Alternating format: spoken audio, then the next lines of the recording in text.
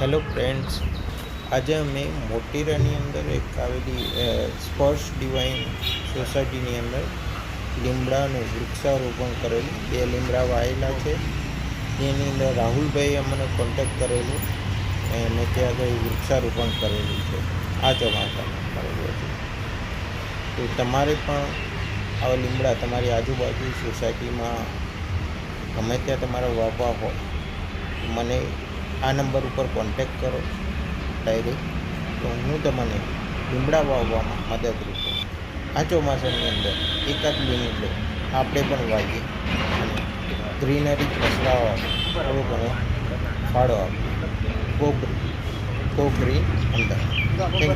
Thank you friends.